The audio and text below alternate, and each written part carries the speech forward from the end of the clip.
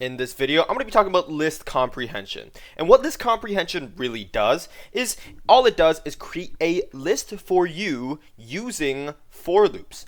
But instead of appending something to a list, the for loop is within the list itself. And this is just the way to have more compact code. So let's go ahead and start and make a variable. Let's say that this variable is nums. And nums is a list, right, with these brackets. So the format for list comprehension is expression for item in iterable. This is how Google defines it. And when you have an expression and you have a for loop over here, it kind of creates a list based on the expression and based on the for loop. And I'll show you what I mean by this. Let's go ahead and use I. I is our expression for now. And we write down for I in the iterable, let's say range 6. All right, so what will this do? Well, technically, we can look at this little right side right here, skip the expression part, but look at the right side of this. For I in range 6. So the iterable in this case is range 6, which is simply just the list of numbers. And if I were to print this out, if you do not know what range does, I will print it out for you. So range 6, this is what it looks like. It's a list of numbers from 0 to 5, right? And that is the iterable. For item in iterable, so I is the item, correct? And when you use a for loop, the item is simply all the values inside the iterable. So I, throughout this entire for loop, will equal to 1. And on the next iteration of the for loop, it will be, 0. What did I say, 1? On the next iteration, it will be equal to 1. I will be equal to 1. The next iteration, I will be equal to 2. The next 3, the next 4, and the next 5. Now, here's the thing about this. This expression is what truly determines the values inside of nums. So if I were to print out nums, let's see what happens. We actually get a list from 0 to 5. So what's actually going on? Well, we're making a for loop. And the expression right over here, the one on the very left of the format of your list comprehension, is what determines the value inside the list. So what if I write down square? So I squared the values of the list, and I'll turn to all the squared values of I. So remember, I iterates over range 6, and I, after every iterable, will be equal to 0, 1, 2, 3, 4, 5, right? And all we did was square all those values. All the values of I, and then put them into the list. And this is, I guess you can already tell, you need a specific pattern, right? You need something that is somewhat reasonable to put into here. And list comprehensions can get very, very long. So that's a little bit of a warning. You don't really want to use this, like spam it all the time. It is faster in most cases, but I'll cover all of the nuances at the end of this video. But let's take a look at this. I squared for I in range 6. If we remove the I squared, let's say nums square. If I were to print out nums here, if I were to print out both of these, notice how I simply iterates over range 6. And we have 0, 1, 2, 3, 4, 5 for as nums, and 0, 1, 4, 9, 16, and 25 for num squared. Now, the thing is, you don't really have to use range 6. You can use any iterable. So you don't have to use range. You can use any iterable. So let's create an iterable. And say that this iterable is equal to some random numbers that we put in here, right? 7, 8, 3, 5, 2. We can set I as the iterable, which the variable name is iterable now. And remember, this for loop will run through this iterable. So I will be equal to 7, 8, 3, 5, 2 throughout this entire iterable, correct? And the output, or the values that are going to be in the list num squares, will simply be I squared for every single iterable, or iteration of I. So as you can tell, our iterable, or list, is 7, 8, 3, 5, 2. And all we did was roll 1. So 1 rolls through all the values inside of this list, 7, 8, 3, 5, 2, and outputs them as I squared. So I, on the first iteration, is 7, and 7 squared is 49. Second iteration, 8.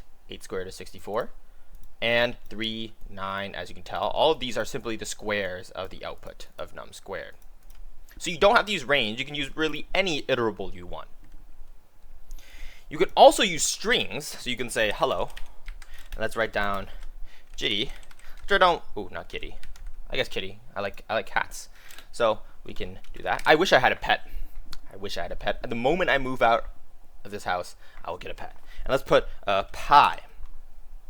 We can actually do something like this. So we can do I, and we can't square a string. So let's write down I, and let's write down list comp as the new variable name to not confuse you guys. Write down I plus some string. So we can actually concatenate this string here. So let's write down white.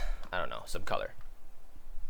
So what's actually going on is I, for I an iterable, I is simply just looping through, the values of I are simply just looping through the iterable. So I in the first iteration is hello, second kitty, third pi, you guys get the point.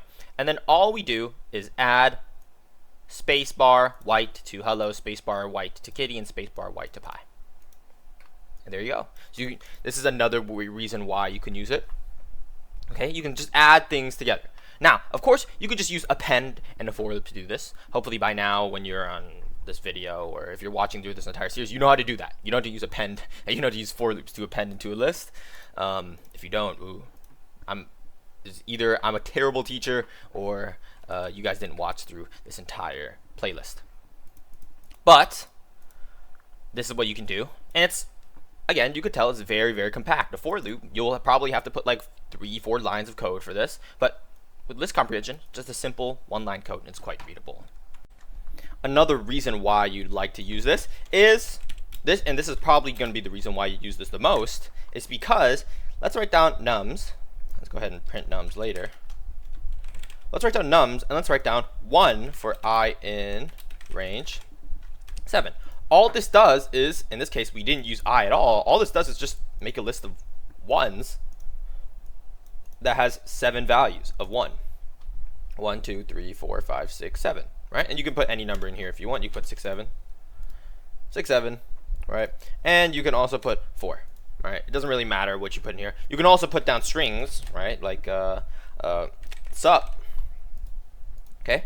And this will create a list of 7 what's ups. So usually this is what I use list comprehension for, because it's the simplest way to do it. Okay? It's the simplest way you would use list comprehension, because all it does is just create a list of the same thing. Right? You can put 0 here as well. And we can change the numbered range to do this 9 times, right? So in this case, there's 7 before. If we run the code again, now there's 9 zeros. Right? You can just simply put a constant in the expression, and then write a for loop where the item isn't really used in the expression. So before we used I in the expression, I squared, I plus spacebar white, right? We concatenated the strings. But in this case, the item has nothing to do with the expression. I is not using the expression, therefore it doesn't matter. All right. Another way that you can use list comprehension is with a conditional, and you would add the if statement after. So how would you use this? Well, let's go ahead and create the expression. Let's write down 0. And the expression is 0 for I in range. Let's go ahead and write down 10. We can actually put if I is equal to, or let's say if modulo I is equal to, let's say 1, that is when you put down 0. So in this case, I loops through 0 to 10. And if I were to create this list, let's put no condition here. No condition to help you guys see the difference. No condition. If I were to create this list, what would happen? Well, this list is actually shorter. Why is that? Well, first off, let's talk about modulo. If you don't know what that is, all it does is give you the remainder. So I divided by 2, and modulo would just give you the remainder. Okay, so let's say if you had, let's say you had the number 22 here. 22 divided by 2 has no remainders, therefore the output of this modulo would be 0 in that case. Or 63, right? 63 divided by 2 would be equal to 31 remainder 1. Therefore the output of this would be 1, right? Since that's the remainder. So modulo just gives you some remainder, if you didn't know that. But remember, I loops through range 10. Okay, so what are the values of I? The values of I are 0, 1, 2, 3, 4, 5, 6, 7, 8, 9. All right, that's what range does. It gives you a list of numbers. And when you have this condition, it looks at I, it looks at your item, and compares it to the condition. And if this condition is not met, then the output of, or the expression, will be nothing. It won't do anything. Okay? So in this case, let's work through this. I at the first iteration is equal to 0. And if you write down 0 modulo 2, you'd get 0. Right? 0 mod 2 equal to 0, because 0 divided by 2 is just 0. There's no remainder. All right? So that is not equal to 1. Therefore, we don't create 0. Nothing happens. It doesn't add 0 to the list. The next number for I is 1. 1 modulo 2 is 0, remainder 1, correct? So it's equal to 1.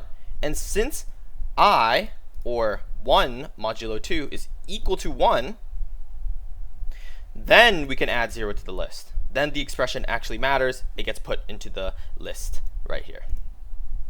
It does actually make more sense if we replace this with I. So there it is, 1, 3, 5, 7, 9.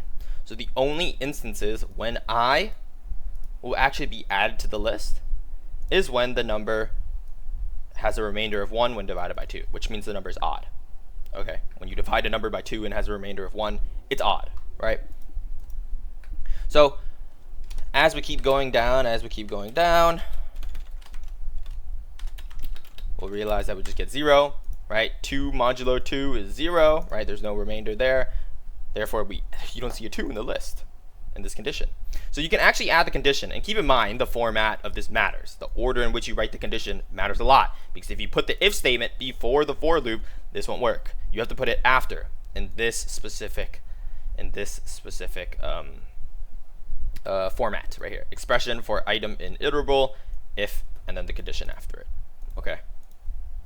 Now, that's just a very short explanation of that. Let's go ahead and talk about an else statement. How do you use an else statement? Now, this right here is where it gets a little bit confusing. Previously, you would need the conditional after the for loop. If you want an else statement, you have to put it before. I have no clue why Python did it like this. I personally think it's bad design. I don't know, maybe they had a reason, but with my current amount of knowledge, I don't know why the if condition is before the for loop. Why is it not after? So without the else statement, you have to put the conditional after the for loop. With the else statement, you have to put it before. Now, I personally don't know why this is the case, right? If you don't have an else statement, then you put the conditional after the for loop. So before, it looked like this, right? The if condition is after the for loop. There's no else statement. But if there is an else statement, you have to put it before the for loop, or else you'll get an error. I don't know why they did it like this. I think it's personally bad design. I don't know, maybe there was a reason for it. Maybe it was super hard to make the compiler or something like that. But I don't know, it's just really random. If there's an else statement, you have to put it before the for loop. If there's no else statement in the conditional, you have to put it, if there is an else statement, you have to put it before the for loop. If there is not an else statement, you have to put this guy after the for loop. So keep that in mind. Now, what does this do? Well, before, simply, if you didn't meet the condition, nothing would happen. You would not put the expression into the list, right? Before, if we had even numbers, they wouldn't be put into the list. Now, in this case, else actually makes it so that we can put something else, right? Rather than the list doing nothing. So let's go ahead and run this. Let's have the expression, let's put 0 for now. And basically what happens is I loops over all the values of range 15 in the iterable. And basically, if I beats the condition modulo 2 is equal to 0, which means if I is even or equal to 0, then the expression will be equal to 0.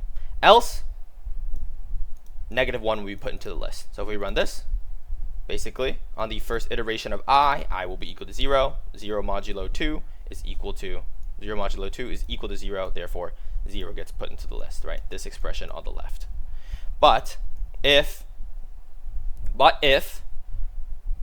I is an odd number, modulo 2 is equal to 1, then -1, or the else statement, will be put into the list. And these don't have to be exclusive numbers. I can literally put like booty or something like that in here. Okay, 0 booty, 0 booty, 0 booty. Okay, they're not limited to numbers. You can put strings as well in these lists. But else statements are just another way for you to put something else rather than doing nothing, right? Before we did absolutely nothing if we didn't meet the condition. Now we do something.